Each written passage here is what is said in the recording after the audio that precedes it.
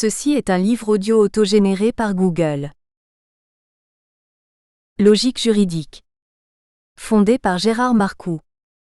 Dirigé par Jean-Claude Nemery et Thomas Peyroux. Le droit n'est pas seulement un savoir.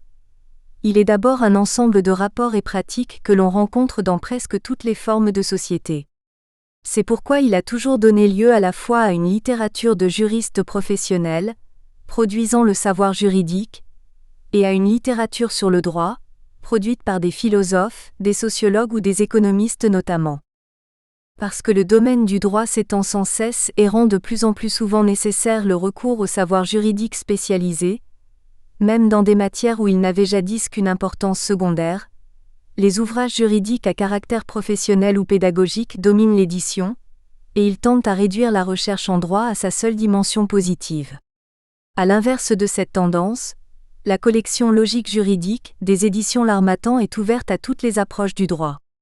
Tout en publiant aussi des ouvrages à vocation professionnelle ou pédagogique, elle se fixe avant tout pour but de contribuer à la publication et à la diffusion des recherches en droit, ainsi qu'au dialogue scientifique sur le droit.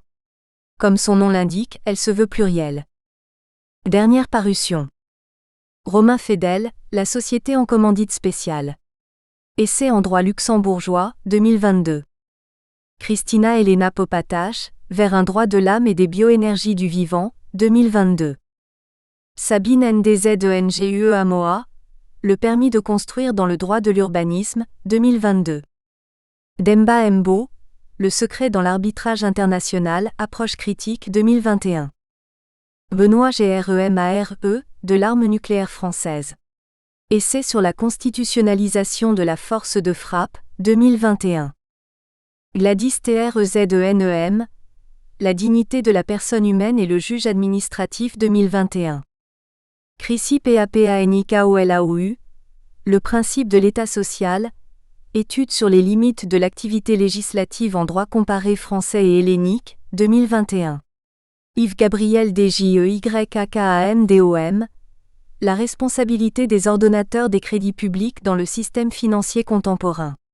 Étude des droits camerounais et français, 2021. Laurie Marguet, Le droit de la procréation en France et en Allemagne. Étude sur la normalisation de la vie, 2021. Rita Busta, La notion de médiation administrative, 2021. Dédicace. À mes parents. PREFACE. L'ouverture à la concurrence des services publics en réseau énergie, poste, télécommunications, transport ferroviaire, est l'une des manifestations de la grande transformation qui a marqué la fin du siècle dernier et le début de ce siècle, le passage de l'État producteur à l'État régulateur. Dans la plupart des pays développés ou en voie de développement, cette transformation s'est traduite par un changement des modes d'organisation du marché, démonopolisation, des formes d'intervention de la puissance publique, régulation, et du régime de propriété des entreprises, privatisation. Au sein de l'Union européenne, la politique de libéralisation des services publics en réseau, annoncée par le livre blanc de la Commission sur l'achèvement du marché intérieur, publié le 14 juin 1985, et l'Acte unique européen signé les 17 et 28 février 1986, a trouvé un terrain d'expérimentation dans le secteur des télécommunications, qui se caractérisait alors par une forte innovation technologique, apparition de besoins nouveaux et des perspectives de rentabilité importantes. À la suite de la publication du livre vert sur le développement du marché commun des services et des équipements de télécommunications, Commission européenne, vers une économie européenne dynamique. Livre vert sur le développement du marché commun des services et équipements des télécommunications, comme 87, 290 finale, la Commission s'est engagée dans un processus à plusieurs étapes, l'ouverture du marché des terminaux de télécommunications en 1988, Directive 88/301 CEE de la Commission du 16 mai 1988 relative à la concurrence dans les marchés de terminaux de télécommunications, Joël 131 du 27 mai 1988, page 73, la libéralisation des services de télécommunications avancés, dont la téléphonie mobile, en 1990, Directive 90/388 CEE de la Commission du 28 juin 1990 relative à la concurrence dans les marchés des services de télécommunications, JOEL. 192 du 24 juillet 1990, page 10. Et enfin, la libéralisation des marchés des réseaux de télécommunications et des services de téléphonie vocale en 1996, Directive 96/19e CE de la Commission du 13 mars 1996 modifiant la Directive 90/388 CEE en ce qui concerne la réalisation de la pleine concurrence sur le marché des télécommunications, JOEL 74 du 22 mars 1996, page 13. En France, l'ouverture à la concurrence s'est heurtée à une forte opposition au nom de la défense d'une certaine conception du service public héritière du programme du Conseil national de la résistance, des nationalisations de la libération et de l'État-providence des Trente Glorieuses, que le discours politique a résumé par l'expression impropre et réductrice de service public à la française. Cette conception du service public renvoyait à une forme d'organisation des grands services publics en réseaux nationaux, fondée sur l'attribution d'un monopole de droit à une entreprise publique propriété de l'État dont le personnel était doté d'un statut particulier, qui sans être nécessairement de droit public, dérogeait au droit commun. Au début des années 1990, les secteurs de l'électricité, du gaz, des chemins de fer, des postes et des télécommunications étaient ainsi organisés sous forme de monopole ou de quasi-monopole public, exploités par des établissements publics à caractère industriel et commercial soumis à la tutelle de l'État, EDF, GDF, SNCF, La Poste, France Télécom. Or, l'ouverture à la concurrence des services publics en réseau sous l'effet de la montée en puissance des exigences européennes et de l'ère du temps, rendait caduque une organisation dans laquelle la mission, le service public, l'organe, l'entreprise publique et le mode de gestion, le monopole public se confondaient. Longtemps réticente, la France s'est finalement engagée sur la voie de l'ouverture des services publics en réseau avec L'. Entrée en vigueur de la loi n° 96/659 du 26 juillet 1996 de réglementation des télécommunications, JORF n° 174 du 27 juillet 1996, page 11384, et de la loi n° 96/960 du 26 juillet 1996 relative à L'. Entreprise nationale France Télécom, JORF n° 174 du 27 juillet 1996, page 11398.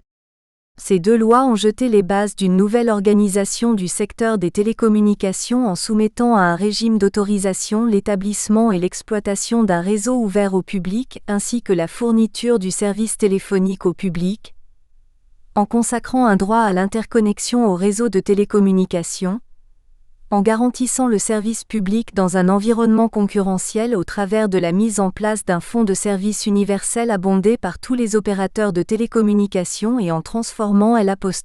Exploitant public France Télécom en société anonyme à capitaux majoritairement publics.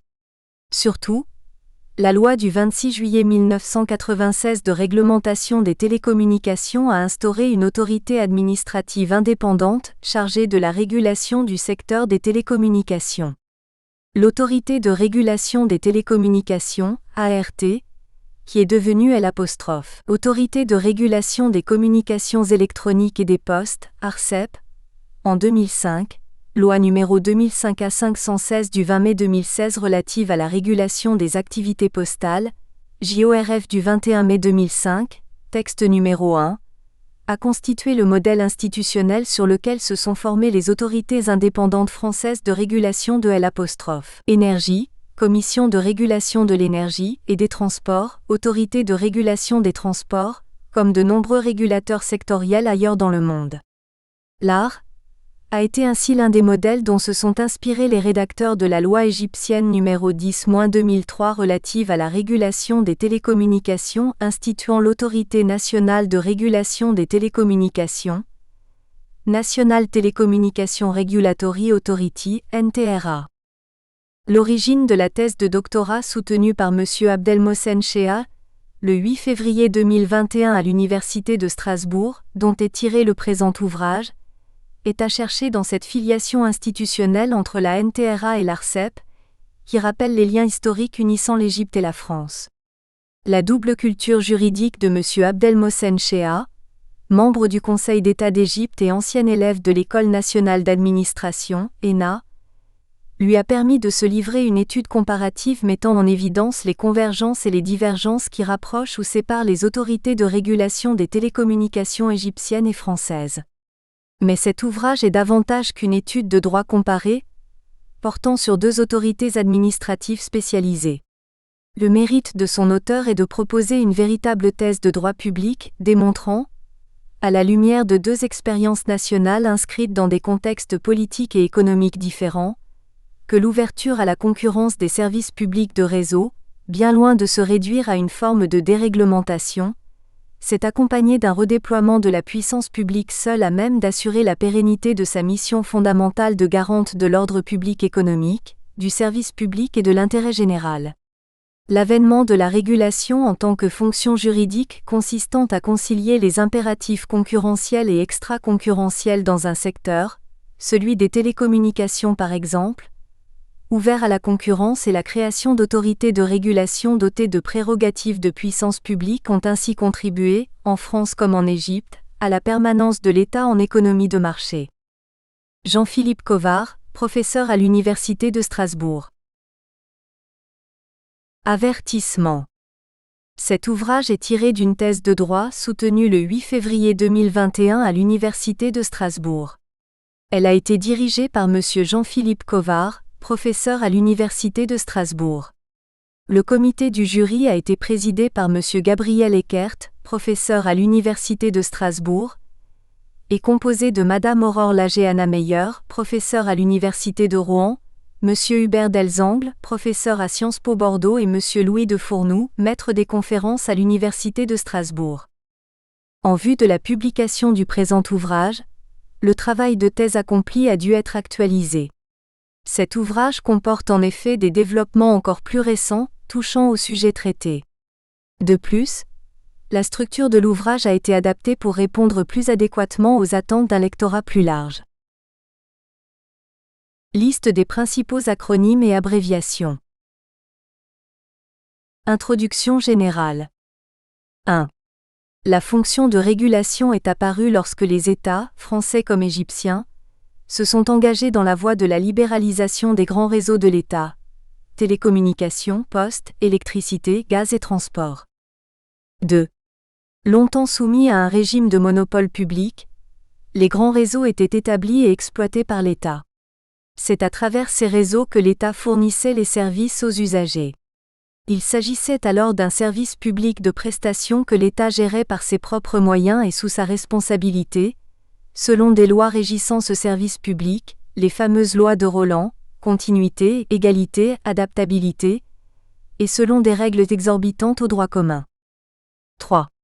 Puisqu'il s'agissait d'un monopole, les opérateurs privés avaient interdiction de proposer leurs services dans le secteur monopolisé. La question de la concurrence ne se posait donc pas et par conséquent celle de marché. Pour le dire autrement, l'État, en monopolisant le secteur, évinçait la logique de marché. 4. Le mouvement d'ouverture à la concurrence des secteurs fonctionnant en réseau, entrepris depuis les années 1980, changea radicalement la donne. L'État, en tirant les enseignements de l'école néolibérale, décida de se retirer de la sphère de production des biens et des services pour laisser place aux opérateurs privés qui s'occupent désormais de l'exploitation économique du secteur. 5. Or, le monopole de l'État de ce type de secteur n'était pas justifié uniquement par la recherche de la rentabilité financière. En créant un service public pour les secteurs en réseau, l'État cherchait surtout à garantir l'accès de tous les citoyens à un ensemble des services vitaux, assurant ainsi l'interdépendance sociale promue par Duguy comme étant le fondement premier du service public. Le monopole représentait également une garantie suffisante pour la protection de la sécurité nationale, et ainsi pour l'ordre public. 6. En mettant fin à son monopole au secteur fonctionnant en réseau, l'État ne pouvait purement et simplement se retirer de ces secteurs, comme il le faisait jadis, lors de la privatisation de ces entreprises. Les spécificités économiques et techniques propres au secteur fonctionnant en réseau rendent nécessaire une permanence du rôle de l'État. Il est inimaginable qu'une exploitation privée, libéré de toute contrainte publique et alimenté par une quête permanente de rentabilité, permettent la réalisation des objectifs sociaux que l'État peinait à satisfaire sous le régime de monopole. La continuité, l'égalité et l'adaptabilité sont des principes qui doivent être assurés même si l'État n'a plus la charge de l'exploitation économique, et même si l'accès au marché fonctionnant dans réseau devrait rester libre. Si l'État faisait autrement, il risquerait de voir accroître les inégalités territoriales et économiques entre les citoyens, affaiblissant alors le lien social qui les unit. 7. Se retirer sans s'éteindre, tel fut l'équilibre que cherchait l'État lors de la libéralisation des secteurs fonctionnant en réseau. Il fallait en effet trouver une place médiane entre l'accaparement total du marché par l'État et sa disparition totale de celui-ci. Cette place médiane s'est trouvée grâce à la régulation. 8. La fonction de régulation apparaît alors comme une nouvelle fonction de l'État caractérisant cette recherche d'équilibre entre le marché, animé par la concurrence, et les objectifs d'ordre social et territorial qui ne seront pas nécessairement satisfaits par la logique de marché. Autrement dit, il s'agit d'une fonction conciliatrice entre la concurrence, objectif concurrentiel, et autre chose que la concurrence, objectif extra-concurrentiel, un compromis intelligent et durable entre la liberté des opérateurs économiques et les impératifs de l'intérêt général. 9. La fonction de régulation est apparue en premier dans le secteur des télécommunications. Il s'agissait du premier secteur fonctionnant en réseau ouvert à la concurrence en France comme en Égypte. 10. En France, l'ouverture à la concurrence du secteur des télécommunications s'est opérée graduellement depuis la fin des années 1980, sous l'influence décisive du droit européen. Elle s'est achevée avec la libéralisation des infrastructures des télécommunications, par l'adoption de la loi n° 96/659 du 26 juillet 1996 relative à la réglementation des télécommunications. 11. En Égypte, l'ouverture à la concurrence du secteur des télécommunications a été entamée à la fin des années 1990 et s'est achevée en 2003 par l'adoption de la loi n° 10-2003 relative à la régulation des communications. 12. L'ouverture à la concurrence du secteur des télécommunications a été pensée et achevée avant toute libéralisation des secteurs du gaz, de l'électricité ou du transport en France et en Égypte. 13. Les traits distinctifs de la fonction de régulation ont donc été révélés lors de la libéralisation de ce secteur dans les systèmes juridiques étudiés. Ces mêmes propriétés ont été transposées ultérieurement aux autres secteurs susmentionnés. 14. L'ancienneté de l'ouverture à la concurrence du secteur des télécommunications, condition première pour la transformation du rôle de l'État en la matière, faisait de ce dernier un terrain fertile d'expérimentation et d'analyse de la fonction de régulation. Il ne s'agit donc pas d'une fonction exclusive au secteur des télécommunications, appelé depuis 2002 secteur des communications électroniques, mais plutôt d'une fonction générale exercée par l'État en économie de marché. Elle reflète la manière dont l'intérêt général cohabite avec les lois de marché. Ils se croisent harmonieusement sans que le marché remplace l'État, ou que l'État annihile le marché. 15. Dans l'étude de la régulation du secteur des communications électroniques, j'ai préféré distinguer l'institutionnalisation de la régulation, d'une part, tome 1, de l'encadrement de la régulation, d'autre part, tome 2. 16. Par l'étude de l'institutionnalisation de la régulation, je montre la façon dont cette nouvelle fonction de l'État a fait son apparition en droit français et égyptien. En mettant en exergue la différence des contextes politiques et économiques entourant la libéralisation, nous pouvons comprendre les convergences et surtout les divergences entre les deux droits étudiés. Nous pouvons surtout, à la lumière de la science politique et des sciences économiques, déterminer les raisons expliquant la différence du statut entre les régulateurs français et égyptiens. Autorité de régulation des télécommunications, ART, et National Telecommunication Regulatory Authority, NTRA. 17. L'étude de l'encadrement de la régulation fait référence à cet aspect dynamique qui caractérise une fonction en exercice. Ancrée à la théorie générale du droit administratif, elle montre les nécessités et les limites d'une fonction en quête d'effectivité. Encadrer la régulation revient à délimiter les pouvoirs attribués à l'autorité de régulation des communications électroniques. Dans cette délimitation, le juge administratif joue un rôle essentiel de mise en équilibre entre les pouvoirs du régulateur et les droits et libertés des opérateurs économiques. Introduction du tome 1, l'institutionnalisation. 18. Dans le sens le plus général, l'institution désigne l'ensemble des formes ou structures sociales, telles qu'elles sont établies par la loi ou la coutume. 19. Cette définition est proche de celle adoptée en sciences juridiques. D'après le lexique des termes juridiques, l'institution désigne toute structure fondamentale de l'organisation sociale, manifestant la dimension créatrice et organisatrice de la volonté humaine. 20. On distingue en sciences juridiques deux types d'institutions, les institutions organes et les institutions mécanismes. C'est dans cette première acception qu'il s'agira d'insister dans ce cadre. Organismes dont le statut et le fonctionnement sont régis par le droit, comme le Parlement ou la famille. 21. Découlant du verbe institutionnaliser, l'institutionnalisation de la régulation reflète ainsi un mouvement, une dynamique, faisant apparaître une nouvelle fonction de l'État, la fonction de régulation économique. 22. L'institutionnalisation de la fonction de régulation dans le secteur des communications électroniques revêt d'abord un caractère organique.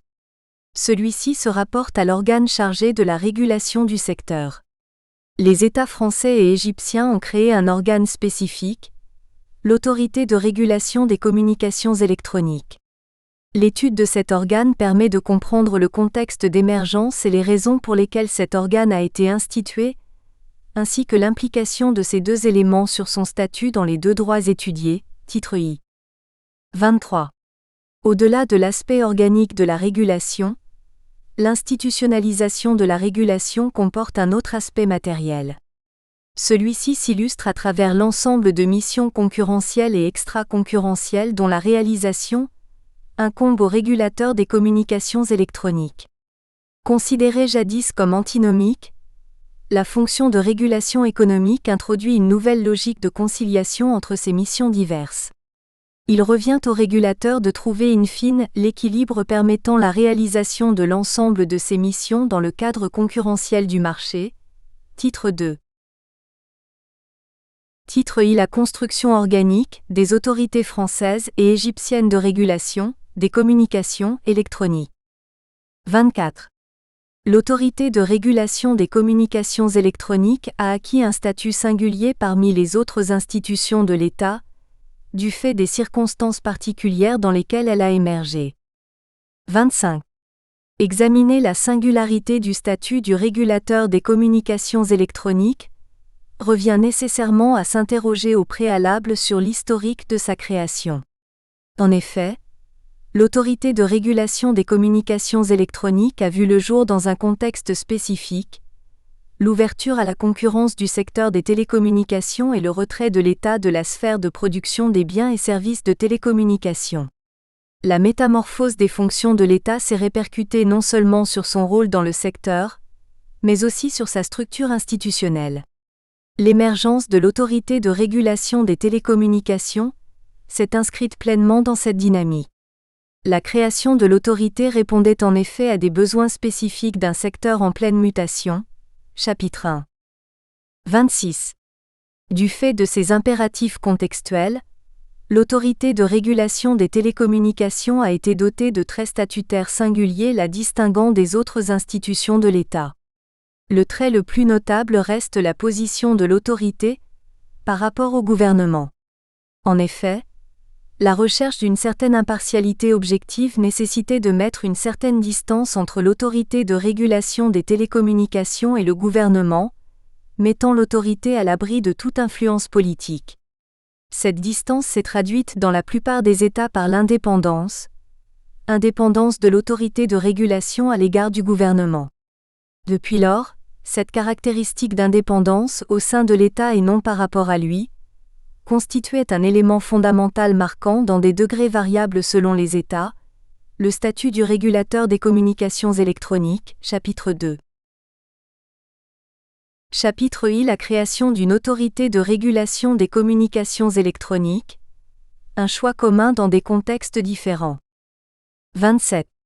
Avant qu'elle ne soit chargée de la régulation des communications électroniques, les autorités françaises et égyptiennes ont émergé comme d'autorités de régulation des télécommunications. Ces deux autorités ont vu le jour à l'occasion du passage du monopole à la concurrence. La création d'un régulateur sectoriel s'est donc inscrite dans la ligne de la libéralisation du secteur des télécommunications. 28. L'unité du choix ne doit pas pour autant laisser penser à une unité de contexte dans lequel ces régulateurs sectoriels ont émergé. Autrement dit, si la création d'un régulateur sectoriel fut un des éléments marquants de la libéralisation du secteur des télécommunications en France et en Égypte, le contexte politique et économique national était différent. Cette différence de contexte permet de comprendre la véritable raison d'être de chaque régulateur et de justifier leurs traits statutaires respectifs. 29. En prenant acte de cette importante différence contextuelle, il semble plus pertinent d'étudier l'émergence de chaque régulateur dans son écosystème respectif. Selon un ordre chronologique d'émergence, je commence par le régulateur français section 1, pour ensuite me concentrer sur le régulateur égyptien section 2. Section I. La libéralisation mouvementée des télécommunications et l'instauration d'une autorité de régulation sectorielle en France. 30. Après avoir fourni en régie des services de télécommunications pendant près d'un siècle, l'État s'est trouvé face à des mutations profondes poussant à revoir le mode de gestion en monopole. Des évolutions technologiques et économiques, un rapprochement entre l'informatique et les télécommunications, et une tendance mondiale à l'ouverture à la concurrence.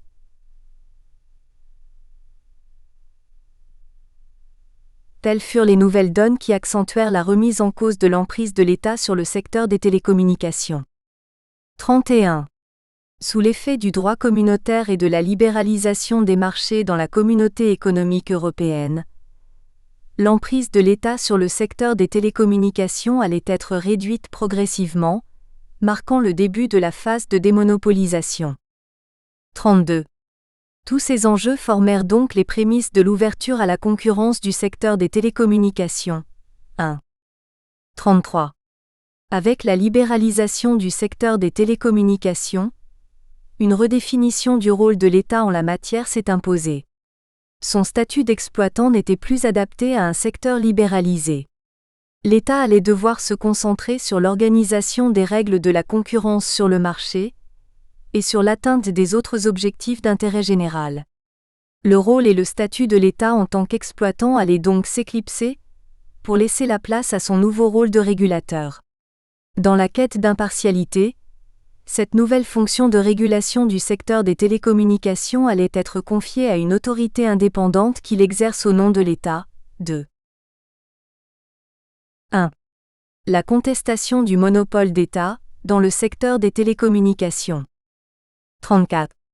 La transformation du rôle de l'État en matière de télécommunications fut précédée par des prémices économiques et juridiques importantes.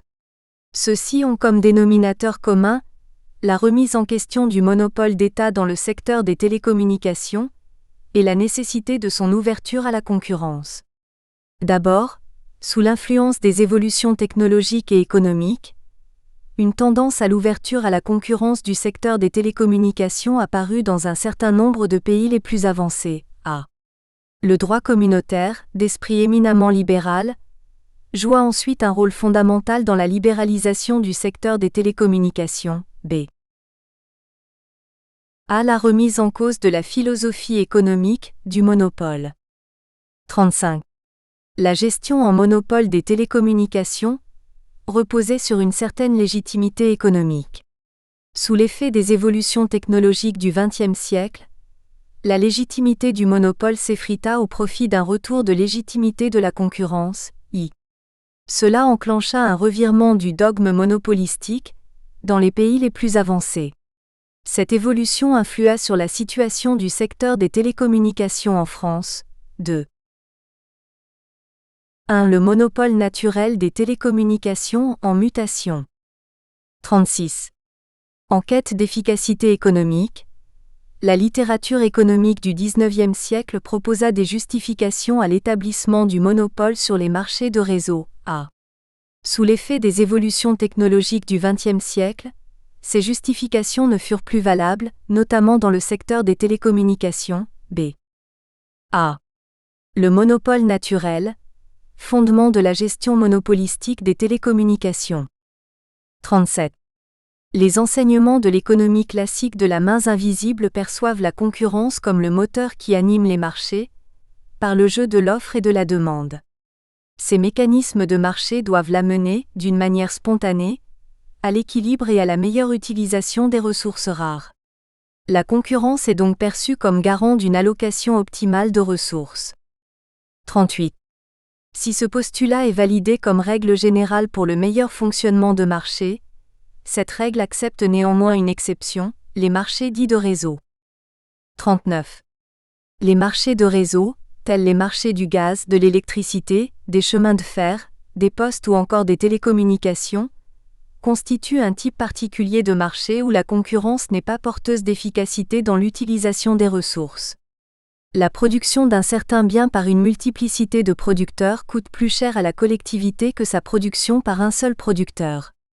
En termes d'efficacité économique, la production en monopole devrait donc être naturellement privilégiée, d'où son appellation, un monopole naturel. 40. En termes économiques, un monopole naturel a une caractéristique principale, une importante économie d'échelle. 41. Du côté de l'offre, l'économie d'échelle résulte du double effet de l'existence d'importants coûts fixes destinés à établir le réseau, et de faibles coûts variables liés à son exploitation. Ainsi, quantitativement, les coûts afférents à la production des unités supplémentaires ne sont pas proportionnels à l'accroissement des coûts variables. Le coût marginal, autrement dit le coût de la dernière unité produite, mesuré en fonction du coût variable, est presque nul. Ainsi, plus le réseau est grand et étendu, plus il génère des rendements d'échelle importants sans pour autant supporter des coûts variables de production. Puisque les coûts variables sont presque nuls, le producteur disposant d'un réseau étendu peut distribuer les coûts fixes sur le plus grand nombre de consommateurs. Cela revient à minimiser le coût total moyen de production, débouchant sur des gains de productivité supérieurs à ceux générés par la production par plusieurs firmes. 42. Du côté de la demande, les marchés en réseau, et notamment le secteur des télécommunications, se caractérisent également par une autre économie d'échelle. Elle provient des externalités de club. 43. L'externalité de club se manifeste par un accroissement de la demande sous un effet d'avalanche. Dans le secteur des télécommunications, il est dû au fait que chaque individu raccordé bénéficie de la présence des autres raccordés, présence qui précisément confère au réseau son utilité. Il y a bien externalité, puisque la satisfaction d'un membre donné du club que constitue le réseau dépend, non seulement de la propre décision de raccordement de cet individu, mais encore de celle des autres membres potentiels, décisions que l'individu ne contrôle pas et qui lui sont donc externes. 44. L'effet de club produit deux types d'externalités, positives et négatives. D'abord, il produit des externalités positives pour le producteur et les demandeurs. D'une part, l'opérateur est incité à développer son réseau téléphonique pour atteindre plus de croissance. La raison est simple, plus le réseau offert est de taille importante, plus le club est attrayant et plus les demandes d'accès au réseau se manifestent. D'autre part, au fur et à mesure que le réseau se développe et que le nombre d'abonnés s'accroît, les individus sont de plus en plus enclins à s'abonner à ce réseau pour profiter de l'étendue du club et pour communiquer avec ses membres. Il existe donc un effet d'avalanche par cette relation synergique entre l'offre et la demande. 45. Autant que l'effet de club profite au producteur par ses externalités positives, il produit de la même manière des externalités négatives pour les concurrents potentiels de ce producteur. En effet, ces derniers sont dissuadés d'entrer sur le marché car ils auront du mal à attirer de la clientèle. La clientèle préfère naturellement rejoindre le club déjà établi avec le plus grand nombre d'abonnés plutôt que de s'enfermer dans un nouveau club avec peu d'abonnés. La position du premier entrant se trouve ainsi consolidée, et son monopole est ainsi naturellement protégé par la structure même du marché. En outre, si la production au départ se répartissait entre plusieurs petites entreprises, ces dernières ont tout intérêt à s'intégrer pour fournir un seul réseau qui maximise l'utilité du réseau et par conséquent leur profit. 46. Si le monopole naturel permet une utilisation optimale des ressources rares, il n'en reste pas moins qu'un monopole non réglementé peut être source d'inefficacité économique. En sciences économiques, une firme en monopole produit de l'inefficacité sur le marché. En effet, en pratiquant des prix au-dessous du coût marginal, le bien-être social ne fait que diminuer, causant une perte sèche d'utilité. Un monopole a tout intérêt à réduire la quantité produite et à augmenter ses prix pour réaliser le plus de profit même au détriment des consommateurs. Les différents pays ont pris acte de l'efficacité économique de la gestion des télécommunications sous un régime de monopole et des risques associés à ce mode de gestion. La plupart des pays, dont la France et l'Égypte, optèrent donc pour l'institution d'un monopole public sur lequel l'État gardait un contrôle des coûts et des prix pratiqués. Les États-Unis firent l'exception par l'attribution de la gestion du secteur à une firme privée, protégée et réglementée. B. Les évolutions technologiques et la contestation de l'étendue du monopole naturel. 47. Le secteur des télécommunications fut regardé comme un monopole naturel, parce qu'on tenait compte du coût global d'un réseau unique et indivisible. En l'état technologique de l'époque, le réseau des télécommunications était constitué d'un ensemble intégré et indivisible d'éléments. Ainsi, on ne faisait pas de distinction entre le transport d'une part et la distribution d'autre part. 48. Cependant, sous l'effet de l'avancée technologique, le schéma technique des réseaux des télécommunications changea, et avec lui toute l'économie du secteur. 49.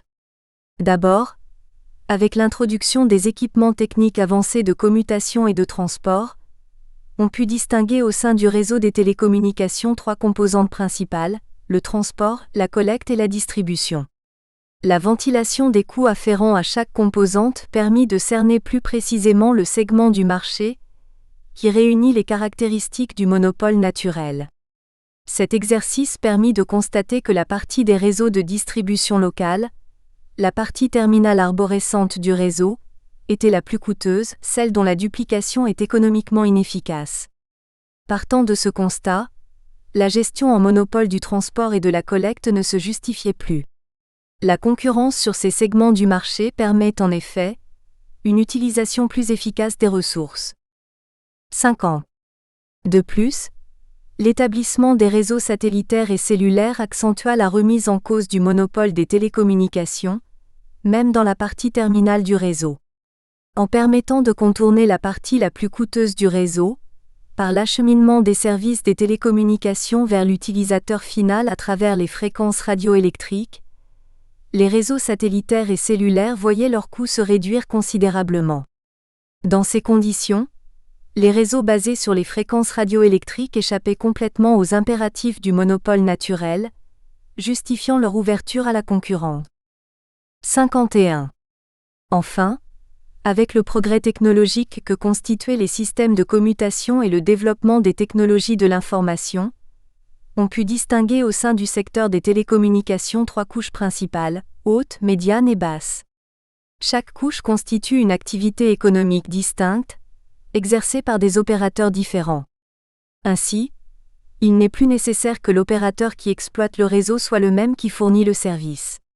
Si la gestion en monopole de la couche basse, celle de l'infrastructure, peut se justifier économiquement, il n'en va pas de même pour la couche haute, celle du service.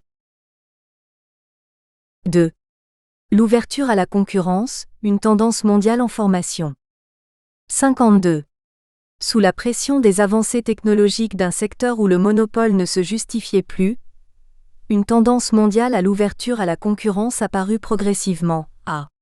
Cette tendance mondiale permit le commencement du débat sur la libéralisation du secteur des télécommunications en France. B. A. L'abandon progressif du dogme monopolistique à l'étranger. 53. Les développements entrepris dans le secteur des télécommunications aux États-Unis, I, au Royaume-Uni 2, et au Japon, 3, formèrent une tendance mondiale vers la libéralisation du secteur. Vu la taille de leur marché et les promesses du développement technique et économique apporté par ce marché, les autres États commencèrent à libéraliser leur secteur des télécommunications. Les États-Unis, de la pression du marché au démantèlement du monopole. 54. Le secteur des télécommunications aux États-Unis était géré en monopole depuis 1934 par une société privée, American Telephone and Telegraph, AT&T. 55. Après plus d'un demi-siècle d'accaparement par AT&T, les évolutions technologiques des télécommunications et l'essor inédit de l'informatique affaiblissaient son monopole protégé. Petit à petit, ce monopole s'éroda, permettant l'apparition d'une concurrence sur des marchés émergents. 56. En règle générale, les dynamiques de cette transformation résultèrent de facteurs exogènes à l'État. Comme l'indique M. Robert W. Crandell, le gouvernement n'avait pas un plan clair d'introduction de la concurrence aux télécommunications. La libéralisation s'imposa à travers des actions régulatrices et légales incoordonnées. 57. D'abord, l'émergence d'une demande croissante des équipements de télécommunications dans les années 1950 et 1960 constitua un nouveau marché lucratif d'équipements de télécommunications. L'invalidation de l'interdiction opposée par AT&T à la connexion des éléments accessoires aux équipements téléphoniques qu'il fournissait à ses usagers, par la décision Usha-Phone de 1956, permit de remettre en question son monopole sur les équipements téléphoniques. Cet arrêt ouvrit la voie à l'adoption de la décision Carter-Phone par la Federal Communication Commission, FCC, en 1968, obligeant AT&T à ne pas faire obstacle à la connexion des équipements de télécommunications à son réseau. 58. Ensuite, le monopole d'Athènes fut soumis à une double pression découlant de l'émergence des satellites et de la validité de leurs usages pour les télécommunications, et de la libéralisation du marché de communication longue distance qui générait la majorité des profits d'Athènes. 59. Avec l'essor de la téléinformatique, la frontière entre la sphère réglementée du monopole d'Athènes et la sphère libéralisée fut à nouveau modifiée pour éviter un accaparement du marché par le monopole. Dans sa décision réglementaire, les Computer Inquiry, la FCC posa une distinction entre les services de communication de base fournis en monopole par AT&T et les services à valeur ajoutée des données ouverts à la concurrence. 60. Néanmoins, la position monopolistique d'Athènes sur les marchés réglementés lui permettait de restreindre le jeu de la libre concurrence sur les marchés libéralisés. Cela poussa le département de la justice à intenter un procès judiciaire contre AT&T. À la suite de la décision de la District Court of Columbia du 11 août 1982, AT&T fut démantelé, ce qui mit fin à son monopole intégré. 61. Cet arrêt ouvrit tout le secteur des télécommunications à la concurrence, à l'exception du marché de réseaux régionaux.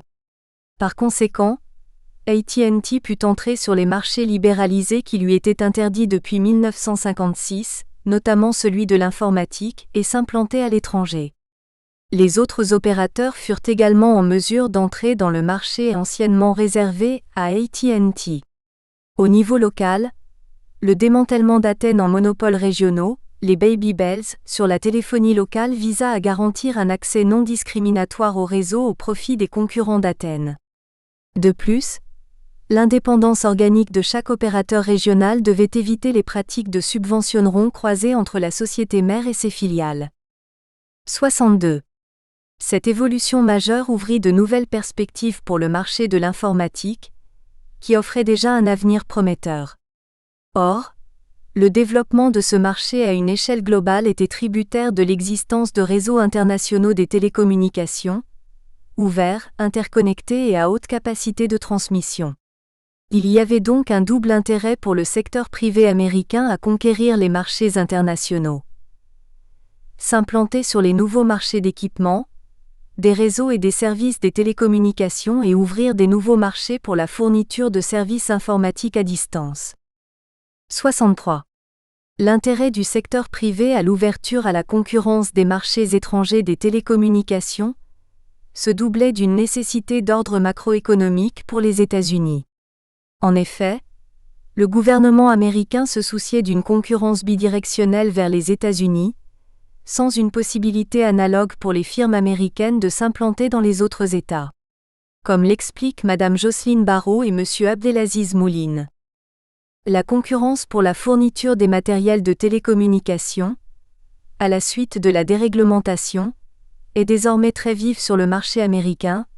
AT Technologies, ex-Western Electric, n'est plus l'unique fournisseur des compagnies locales, récemment sorties du groupe AT. L'ouverture du marché américain des matériels de télécommunication profite aux firmes européennes et surtout japonaises. Les États-Unis accusent dans ce secteur, essentiellement les équipements connectés, un déficit d'1 milliard de dollars en 1984 contre un excédent en 1980. On comprend alors la pression exercée par le gouvernement américain sur ses partenaires commerciaux, afin qu'ils ouvrent leur marché aux firmes américaines. 64. Prenant acte de cette nécessité, le gouvernement américain dut faire en sorte que d'autres marchés des télécommunications soient ouverts à la concurrence, en Europe et ailleurs. Pour ce faire, une politique américaine néolibérale fut menée par l'administration Reagan.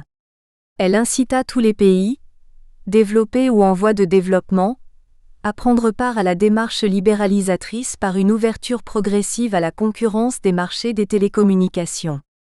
En complément des négociations bilatérales, les États-Unis saisirent l'occasion des négociations dans le cadre de GATT et GATS pour favoriser le thème de la libéralisation des échanges en services, et plus particulièrement la libéralisation du secteur des télécommunications.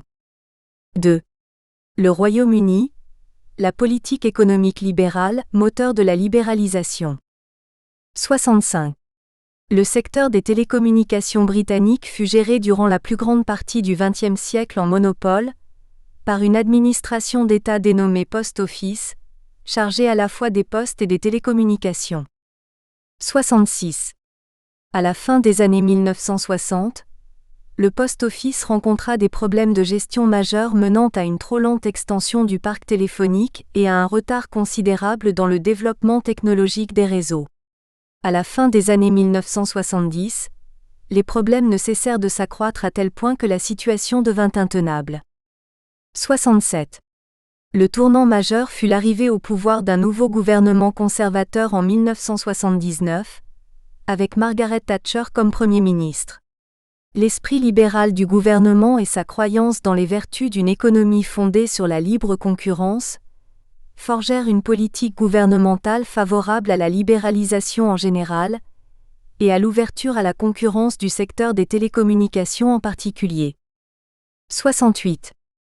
En plus de concevoir la libéralisation des télécommunications comme un remède au manque d'efficience du Post Office, le gouvernement avait la conviction supplémentaire qu'une meilleure efficacité des télécommunications aurait des répercussions positives dans toute l'économie, et notamment dans les services traditionnellement point fort en Grande-Bretagne. 69. C'est ainsi qu'au Royaume-Uni les circonstances politiques commandèrent l'ouverture à la concurrence du secteur des télécommunications, ainsi que son calendrier. La situation du Royaume-Uni peut donc être vue en contraste avec celle des États-Unis, où le secteur privé poussa dans la voie de la libéralisation. 70. L'ouverture à la concurrence du secteur des télécommunications se fit en deux temps. Le premier concerna le principe de l'ouverture à la concurrence. Le second se rapporta aux règles de la concurrence dans les marchés des télécommunications. 71. D'abord, l'adoption du British Telecommunication Act en 1981 opéra une séparation entre les postes et les télécommunications, et mit fin au monopole de droit de Post Office en matière de télécommunications. Avec la séparation des postes et des télécommunications, la gestion des télécommunications fut confiée à une nouvelle entreprise d'État dénommée British Telecom. 72. À l'exception du marché des équipements de télécommunications qui fut immédiatement ouvert à la concurrence, la loi adopta une approche graduelle d'ouverture à la concurrence pour les marchés de services et de réseaux de télécommunications. Cette approche se cristallisa par la confirmation du principe d'une possible concurrence dans le secteur des télécommunications, par l'octroi d'une autorisation gouvernementale. La mise en œuvre de l'ouverture à la concurrence ainsi que son rythme furent ainsi laissés à la discrétion du secrétaire d'État au commerce et à l'industrie. 73. C'est ainsi que le secrétaire d'État au commerce et à l'industrie autorisa le nouvel opérateur Mercury, en 1982 à concurrencer British Telecom dans l'établissement et la gestion des réseaux des télécommunications interurbains et internationaux, et la fourniture des services des télécommunications. Les marchés des réseaux et des services de base de télécommunications furent donc partiellement ouverts à la concurrence par une exploitation en duopole. Par ailleurs, le secrétaire d'État autorisa l'entrée sur le marché de 2 nouveaux opérateurs pour la radiotéléphonie. 74.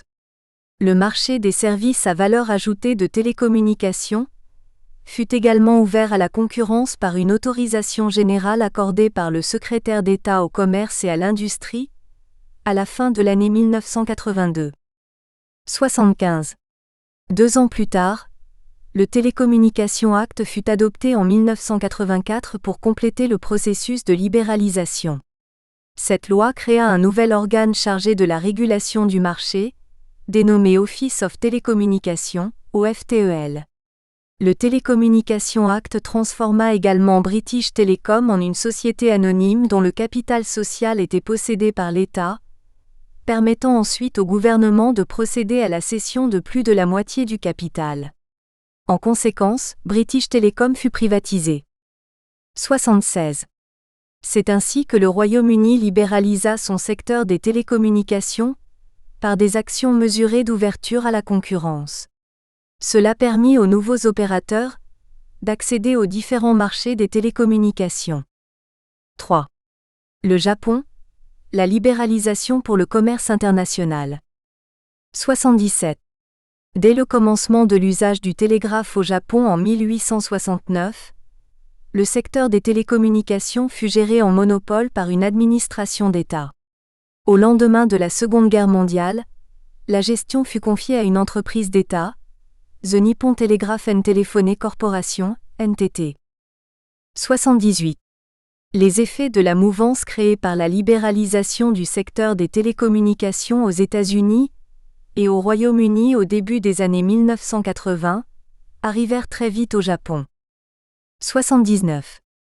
Contrairement au Royaume-Uni, la libéralisation du secteur des télécommunications japonais résulta d'une série de pressions politiques ou économiques, plutôt que d'une longue réflexion théorique sur les vertus comparées du monopole et de la concurrence.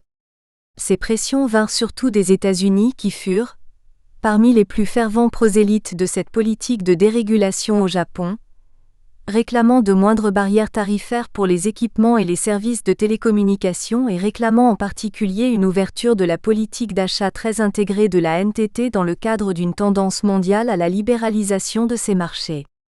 Cette pression pouvait se comprendre car à l'époque le marché japonais était très lucratif pour les entreprises américaines grâce à sa croissance rapide et son énorme potentiel d'expansion. 80. En outre, le Japon lui-même sentait la pression pour prendre part à un marché mondial des télécommunications en expansion. Il fallait qu'il accepte le pari d'une croissance des firmes japonaises par l'ouverture de son secteur des télécommunications à la concurrence. 81. Ainsi, soucieux d'élargir sa part dans le commerce international des télécommunications, le Japon entama la libéralisation du secteur des télécommunications par une ouverture à la concurrence en 2 temps. 82. Dans un premier temps, le marché des équipements de télécommunications pour les besoins du NTT ainsi que celui des services à valeur ajoutée de télécommunications pour l'usage professionnel furent ouverts à la concurrence en 1982. Cela permit aux opérateurs d'équipements de télécommunications de développer une industrie d'équipements pour répondre aux besoins du NTT, que ce soit pour son infrastructure ou pour l'équipement de ses abonnés, et aux opérateurs de services à valeur ajoutée de fournir des services de transmission des données sur des lignes louées du NTT. 83. Dans un second temps, une libéralisation complète du secteur se produisit à la fin de l'année 1984. Les buts affichés de cette seconde phase de libéralisation furent d'accroître la variété des services offerts pour satisfaire les besoins croissants des usagers auxquels les offres uniformes du NTT ne pouvaient répondre, de profiter des avancées technologiques pour atteindre plus d'efficacité économique dans un marché où la concurrence n'implique plus nécessairement une duplication de réseaux, et de libérer le marché des contraintes qui pesaient sur les firmes japonaises, et éviter des sanctions sur leurs exportations. 84. L'instrument de cette libéralisation fut deux lois successives adoptées le 20 décembre 1984. 85. La première loi prévoyait la transformation de l'opérateur national NTT en une société anonyme, dont l'État devait détenir au moins un tiers du capital social. La sociétisation du NTT et la vente d'une partie de son capital apparaissaient comme un moyen de dynamiser l'entreprise et d'assurer plus d'efficacité dans son fonctionnement. 86.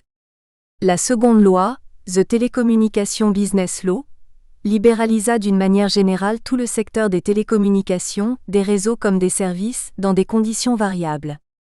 La variabilité des conditions de fourniture des services était tributaire de la distinction que la loi effectuait entre les opérateurs qui fournissaient des services sur leur propre réseau, catégorie I, d'une part, et les opérateurs qui fournissaient leurs services via des lignes louées auprès des autres opérateurs des réseaux, catégorie 2, d'autre part. Si les premiers devaient obtenir une autorisation du ministre et rester soumis à la régulation du ministère, les deuxièmes étaient uniquement assujettis à des obligations de déclaration. B.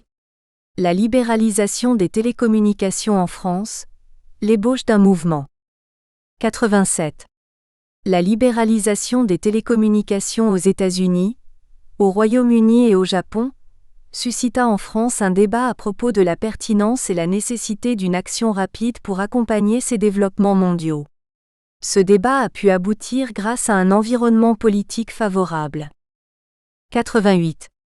Le succès de la droite aux élections législatives de 1986 changea la donne sur la scène politique française. Il imprima un tournant libéral à la politique économique du pays. Le nouveau gouvernement était conscient des transformations mondiales en matière de télécommunications. Il crut en la nécessité absolue d'accompagner ces développements et d'entrer sans retard dans cette nouvelle ère. 89. En prenant la communication comme une base commune, le gouvernement voulait déclencher une réforme globale destinée à toucher principalement au secteur de l'audiovisuel et dans une moindre mesure à celui des télécommunications. 90. Le choix de regrouper les communications audiovisuelles avec les télécommunications dans le même texte de loi était techniquement justifiable. La capacité des mêmes procédés techniques à servir tant les emplois unidirectionnels des communications audiovisuelles que ceux bidirectionnels des télécommunications invitait à ne pas traiter ces deux secteurs différemment. 91. L'objectif principal de cette réforme était d'ouvrir ces deux secteurs à une participation plus grande du secteur privé et d'effectuer parallèlement un retrait progressif de l'État. 92.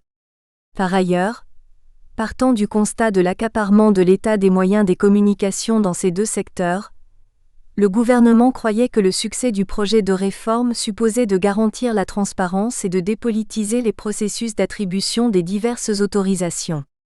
À cette fin, l'agence état-unienne en charge de la régulation des télécommunications et des communications audiovisuelles, la FCC, servit de modèle. Ainsi, le projet de loi déposé au Sénat le 11 juin 1986 comporta la création d'une autorité administrative indépendante chargée de conduire l'ouverture à la concurrence du secteur de l'audiovisuel, puis de celui des télécommunications. 93. La loi numéro 86-1067 du 30 septembre 1986 relative à la liberté de communication consacra la liberté d'établissement et d'exploitation des installations de télécommunications, ainsi que la liberté d'exploitation et d'utilisation des services de télécommunication. Cette liberté ne pouvait être limitée que pour des raisons précises, prévues par la loi. Il s'agit notamment des exigences de service public. Par ailleurs, la loi créa une nouvelle autorité administrative indépendante dénommée Commission nationale de la communication et des libertés, CNCL. Cette dernière était dotée d'attributions étendues en matière audiovisuelle, mais plus réduites dans le domaine des télécommunications du fait de la compétence partagée avec le ministre chargé des Postes, Télégraphes et Téléphones, PTT. 94. La loi numéro 86-1067 du 30 septembre 1986 dotait la CNCL d'attributions diverses en matière des télécommunications, lesquelles étaient auparavant réservées au ministre chargé des PTT. Ces nouvelles attributions, qui ne concernaient pas le réseau de l'État, se répartissaient en deux catégories. D'une part, la loi transférait à la CNCL les compétences du ministre chargé des PTT en matière d'autorisation d'établissement et d'exploitation des réseaux de télécommunications câblés ou radioélectriques à usage privé. D'autre part, elle aménageait la compétence du ministre chargé des PTT en matière d'autorisation d'établissement et d'exploitation des réseaux ouverts aux tiers, puisque la CNCL devait être consultée sur toute demande d'autorisation adressée au ministre à cette fin. 95. D'ailleurs, il faut savoir que cet aménagement des compétences fut une étape intermédiaire vers une véritable libéralisation du secteur des télécommunications. La loi numéro 86-1067 du 30 septembre 1986 reconnaissait ce caractère transitoire. Elle prévoyait un transfert complet des compétences du ministre chargé des PTT à la CNCL, en matière de délivrance des autorisations pour l'établissement et l'exploitation des installations de télécommunications ouvertes à des tiers. 96. C'est par ce nouveau cadre juridique que les services de radiotéléphonie et de radiomessagerie furent ouverts à la concurrence en 1987, permettant l'entrée sur le marché des télécommunications du premier opérateur privé du réseau radiotéléphonique. 97. Pour se préparer à une concurrence imminente avec des acteurs privés, la Direction générale des télécommunications, DGT, qui faisait partie du ministère des PTT, prit le nom commercial de France Télécom à partir du 1er janvier 1988. Cette nouvelle dénomination reflétait clairement la volonté de changer l'image du public sur la DGT, en tant qu'administration d'État. 98. Or, après la réélection de François Mitterrand à la présidence de la République le 1er mai 1988, et la dissolution de l'Assemblée nationale, la gauche remporta les élections législatives et Michel Rocard fut nommé Premier ministre. Cette évolution politique constituait une pierre d'achoppement sur la voie de l'ouverture à la concurrence du secteur des télécommunications. 99. Le nouveau gouvernement, inquiet de cette ouverture hâtive du secteur des télécommunications à la concurrence, sans en mesurer toutes les conséquences, déposa un projet de loi au Sénat le 12 octobre 1988 tendant à modifier la loi numéro 86-1067 du 30 septembre 1986. Ce projet de loi visait, plus particulièrement, à dissocier le secteur des télécommunications du secteur de l'audiovisuel, à retirer à la CNCL les compétences qui lui avaient été attribuées en matière de télécommunications, et à les attribuer de nouveau au ministre compétent. 100. La loi numéro 89A25 du 17 janvier 1989 modifiant la loi du 30 septembre 1986, supprima le principe de la liberté d'établissement et d'exploitation des installations de télécommunications inscrit dans la loi numéro 86-1067 du 30 septembre 1986. En outre, elle transféra au ministre chargé des PTT toutes les compétences qui avaient été dévolues à la CNCL en matière de télécommunications. 101. Avec la réduction de son champ d'intervention au seul secteur de l'audiovisuel, il était logique que la dénomination de la CNCL soit revue pour mieux refléter la nouvelle délimitation de ses compétences. Elle fut ainsi dénommée Conseil supérieur de l'audiovisuel, CSA. B. L'influence déterminante du droit communautaire. 102. Au niveau communautaire, la concurrence s'introduisait progressivement dans le secteur des télécommunications. Au début, c'est grâce à une œuvre jurisprudentielle que les limites du monopole ont été posées, La véritable promotion de la concurrence et la libéralisation de plusieurs marchés de télécommunications furent commandées par une politique communautaire. Cela s'inscrivait dans le cadre de la réalisation du projet du marché unique, de 1. L'arrêt British Telecom. Premier pas vers la remise en cause du cumul des fonctions de réglementation et d'exploitation. 103. Les premières prémices de la libéralisation du secteur des télécommunications se produisirent à travers l'arrêt British Telecom, rendu par la Cour de justice des communautés européennes. Un arrêt précurseur en matière de télécommunications. 104. La Cour avait été saisie par la République italienne d'un recours en annulation, formé contre une décision de la Commission des communautés européennes adoptée en 1982, à l'encontre de l'opérateur britannique British Telecom sur le fondement de l'article 86 du traité CEE qui interdisait les abus de position dominante. 105. L'entreprise publique British Telecom, successeur du United Kingdom Post Office, détenait le monopole légal de la gestion des réseaux de télécommunications au Royaume-Uni en vertu du Télécommunications Act de 1981. Sur le fondement de cette loi, British Telecom exerçait un pouvoir normatif lui permettant de fixer, par voie de règlement, les prix et les conditions auxquels les services de télécommunications étaient offerts au Royaume-Uni. 106. Faisant usage de ce pouvoir non natif, British Telecom édicta plusieurs règlements successifs destinés à empêcher les agences privées de réexpédition de messages en provenance et à destination des pays étrangers de développer leur activité. British Telecom fit obligation à ces agences privées de s'abstenir de pratiquer des prix plus favorables que ceux qui auraient été pratiqués si le message avait été envoyé par une liaison directe, avant d'interdire totalement leur activité. 107. Pour justifier ces règlements, British Telecom, qui représentait le Royaume-Uni au sein de l'Union internationale des télécommunications UIT, soutenait qu'il était dans l'obligation de respecter les dispositions de la Convention internationale des télécommunications et les avis rendus par le Comité consultatif international télégraphique et téléphonique, CCITT, en vue de l'application de cette convention. Ces dispositions imposaient aux administrations d'État et aux exploitants privés de s'abstenir de mettre des services téléx à la disposition des agences privées de transit de messages constituées dans le but de soustraire ces correspondances au paiement intégral des taxes dues pour le parcours entier. 108.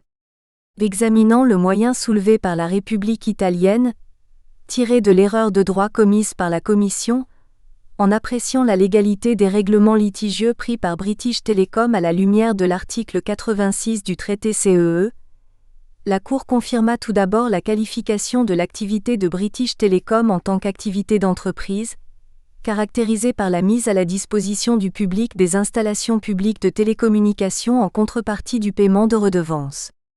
L'activité en cause entrait bien par conséquent dans le champ d'application de l'article 86 du traité CEE. La Cour releva ensuite que le pouvoir normatif dévolu à British Telecom ne pouvait pas être regardé comme un pouvoir réglementaire émanant d'une autorité publique.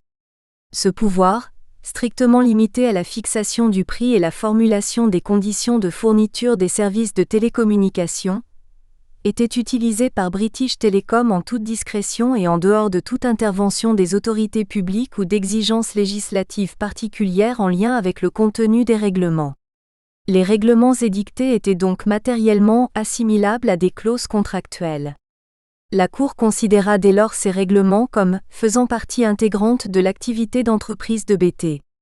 Il résulta de cet arrêt que l'attribution du pouvoir réglementaire à une entreprise ne saurait pas le protéger contre l'application de l'article 86 du traité CEE. La légalité des règlements litigieux pouvait être valablement appréciée au regard de l'interdiction des abus de position dominante. Ainsi, la Cour, sans interdire le principe même du cumul des fonctions de réglementation et d'exploitation, en condamna ces dérives. 109. De surcroît, en écartant le moyen tiré de la méconnaissance par la Commission de l'article 222 du traité CEE, interprété par la requérante comme reconnaissant la liberté des États membres de déterminer dans leur ordre interne les activités qui sont réservées au secteur public et de créer des monopoles nationaux, la Cour retint une interprétation stricte du monopole légal détenu par British Telecom. En effet, La Cour limita le champ du monopole attribué à l'entreprise publique à la seule gestion des réseaux de télécommunications et à leur mise à la disposition du public. Ainsi, elle estima que les services annexes, dont les services de réexpédition de messages, sortaient du champ de ce monopole. 110. Enfin, examinant le moyen selon lequel la Commission avait méconnu l'article 90A2 du traité CEE qui permettait notamment de déroger aux règles de concurrence si celles-ci pouvaient compromettre l'accomplissement d'une mission d'intérêt économique général confiée à British Telecom, la Cour jugea qu'il n'était pas établi que l'activité des agences privées de réexpédition au Royaume-Uni, bien qu'elles puissent avoir des répercussions sur les recettes de l'entreprise publique, compromettent l'accomplissement de cette mission. 111. Ainsi, la Cour valida l'analyse de la Commission suivant laquelle British Telecom, en prenant les règlements litigieux, avait abusé de la position dominante qu'elle détenait en raison de son monopole légal au détriment des agences privées de réexpédition. 2. Le droit communautaire dérivé et le commencement de la libéralisation. 112. La signature de l'Acte unique européen les 17 et 28 février 1986 accéléra l'intégration économique européenne. L'objectif poursuivi était de réaliser le marché unique au sein duquel les 4 libertés de circulation allaient être garanties, au plus tard le 1er janvier 1992. 113. C'est dans ce contexte que la Commission publia le 30 juin 1987 un livre vert sur le développement du marché commun des services et équipements des télécommunications. Ce livre vert soulignait les multiples raisons justifiant la libéralisation du secteur des télécommunications. La constitution d'une tendance mondiale d'ouverture à la concurrence du secteur des télécommunications, le potentiel économique d'un marché de l'information qui allait servir de base à l'essor de l'échange de services au niveau mondial, les effets positifs potentiels d'une concurrence mondialisée en matière des télécommunications, la volonté d'élargir la part de la communauté dans le marché international des télécommunications, et la nécessité d'une forte coordination entre les États membres pour adopter une position commune dans les négociations internationales, notamment dans le cadre du GATT. 114. Ayant relevé la nécessité de la construction d'un marché commun des services et des équipements de télécommunications, la Commission traçait une feuille de route pour le futur des télécommunications au niveau communautaire. Cette feuille de route visait l'introduction de la concurrence dans un certain nombre de marchés du secteur des télécommunications. Si elle admettait le maintien des droits exclusifs pour les marchés de services de base des télécommunications, inter alia la téléphonie fixe et de gestion des réseaux, la Commission prenait une ouverture immédiate à la concurrence du marché des équipements terminaux et du marché des services à valeur ajoutée. 115. Partant du constat de l'insuffisance de la seule application du droit communautaire de la concurrence pour un décloisonnement rapide des marchés nationaux des télécommunications au sein de la communauté, la Commission entreprit des démarches plus actives pour parvenir à une libéralisation progressive du secteur. 116. Ainsi, profitant d'une interprétation restrictive donnée par la Cour de justice aux droits exclusifs ou spéciaux accordés aux administrations ou aux entreprises d'État pour la gestion et l'exploitation des réseaux des télécommunications, en vue de l'accomplissement d'une mission d'intérêt économique général, la Commission prit, le 16 mai 1988, sur la base de l'article 90A3 du traité CEE, une première directive visant à libéraliser le marché des équipements terminaux. 117. Conformément à cette directive, les États membres étaient contraints de mettre fin aux droits spéciaux ou exclusifs accordés aux administrations ou aux entreprises d'État en matière d'importation, de commercialisation, de raccordement, de mise en service et d'entretien des équipements terminaux de télécommunications. De tels droits étaient déclarés contraires aux articles 37 et 59 du traité CEE. 118. En outre, la directive terminaux de télécommunications obligeait les États membres à publier les spécifications techniques et les procédures relatives aux agréments des appareils terminaux. Cette publication visait à assurer l'accessibilité des producteurs aux spécifications et conditions requises, afin de les prendre en compte lors de la fabrication des équipements terminaux. Par ailleurs, La directive introduisait pour la première fois la règle de l'interdiction du cumul des fonctions de réglementation technique et d'exploitation de l'activité économique. Ainsi, la formulation des spécifications et l'octroi des agréments devaient être confiés à une entité indépendante de l'organisme chargé de la gestion et l'exploitation du réseau des télécommunications. Cette disposition visait à garantir la neutralité du traitement et à éviter toute distorsion de la concurrence résultant d'une formulation des spécifications sur mesure. 119. Saisie d'un recours en annulation introduit par la République française contre plusieurs dispositions de la directive Terminaux de télécommunications, la Cour conforta la compétence de la Commission pour édicter, par voie de directive et sur le fondement de l'article 90A3 du traité, des règles générales destinées à préciser les obligations découlant du traité, même à l'égard des droits exclusifs et spéciaux mentionnés à L', article 90A1 du traité CEE. La Cour confirma ensuite la légalité de l'exigence d'indépendance de l'entité chargée de la formulation des spécifications techniques et l'octroi des agréments de l'opérateur économique, au nom du principe de l'égalité des chances.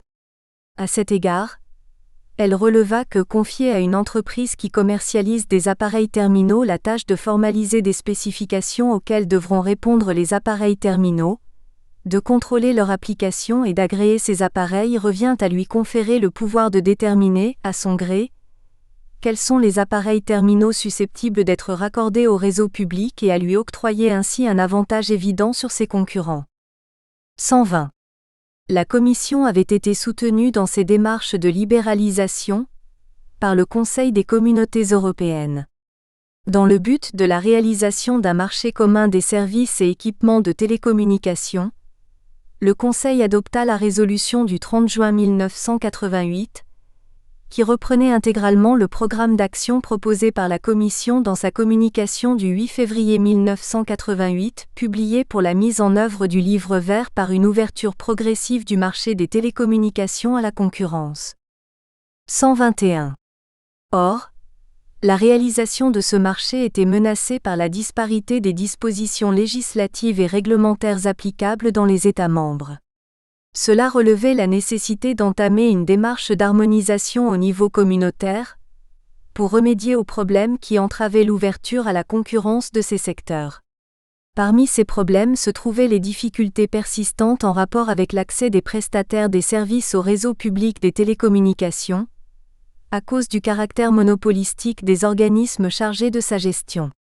Cela créait des risques sérieux de distorsion de la concurrence. Pour remédier à ce problème, le Conseil, sur proposition de la Commission, adopta le 28 juin 1990 une directive posant les principes généraux de l'accès au réseau public des télécommunications par la fourniture d'un réseau ouvert, dit Open Network Provision, ONP. 122. Cette directive avait comme objectif de mettre en place les principes généraux qui garantissaient une fourniture effective d'un réseau ouvert à toute demande d'accès, fondée sur les principes d'objectivité, de transparence dans les conditions d'accès, qu'elles soient d'ordre technique ou tarifaire, d'égalité et de non-discrimination. Conformément à l'article 3.2 de la directive ONP, aucune restriction ne devait être apportée à l'accès au réseau public de télécommunications ou au service public de télécommunications, sauf pour une raison fondée sur des exigences essentielles, définies comme des raisons d'intérêt général et de nature non économique qui peuvent amener un État membre à limiter l'accès au réseau public de télécommunications ou au service public de télécommunications. Ces exigences essentielles, limitativement énumérées, étaient la sécurité du fonctionnement du réseau, le maintien de son intégrité, l'interopérabilité des services et la protection des données. 123. En complément de la directive ONP, dont la visée était de l'harmonisation, la Commission adopta une nouvelle directive de libéralisation, destinée à ouvrir à la concurrence les marchés des services de télécommunication. Cette directive concernait tous les services de télécommunication, à l'exception de la radiotéléphonie, de la radiomessagerie, du téléx et des communications par satellite. Elle visait essentiellement à circonscrire le périmètre des droits exclusifs ou spéciaux accordés aux organismes des télécommunications et à assurer un suivi minutieux de l'évolution des marchés nationaux. 124. Selon les dispositions de la directive Services de télécommunication, les États membres étaient dans l'obligation de mettre fin à tous les droits exclusifs ou spéciaux accordés aux organismes des télécommunications en matière de fourniture des services, à l'exception de la fourniture du service de la téléphonie vocale.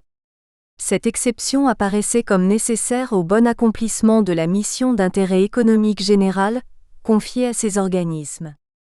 125. Nous espérons que vous avez apprécié cet aperçu. Pour continuer à écouter ce livre audio sur Google Play Livres, utilisez le lien dans la description de la vidéo.